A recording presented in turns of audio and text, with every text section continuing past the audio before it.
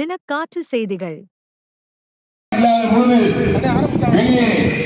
கட்டிலை போட்டு படுத்து விடுவார், தூங்கி விடுவார் என்று எனக்கு ரோட்ல மரத்தடியில கட்டை போட்டு தூங்குற ஒரு ஏசியில படுப்பார்னு சொன்னா அபத்தமான இல்லையா?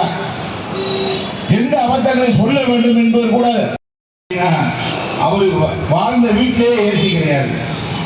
நமக்கு தெரிஞ்ச எப்போதுமே ஏசி கூட அடையாளமே இல்லை. இவருக்கு என்ன வயசு இருக்கோ அவர் தலைவருக்கு இப்பொழுது மீடியா இல்லாத காலத்திலே தவறான செய்திகளை பரப்பி பரப்பி பரப்பி பரப்பித்தான் அவர் ஆட்சி ஒண்ணு இல்லாம இப்படியே கடந்து போயிடும் அப்படின்னா எப்படி கடந்து போறது? தலைமை வணக்கம் தெரிவிக்கிறது, வணக்கம் தெரிவிக்கிறார். இந்த பிரச்சனை இதோடு விட்டுவிடலாம் என்று சொன்னால் இந்த பிரச்சனை இதோடு முடிந்து போய் எதிரொலிக்கும், எல்லா வகைகளும் எதிரொலிக்கும்.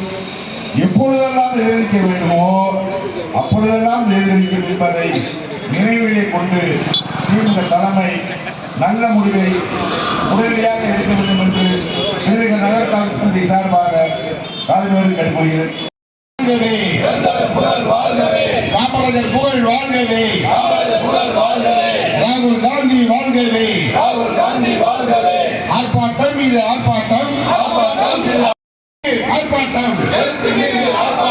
கண்டிக்கின்றோம் கண்டிக்கின்றோம்.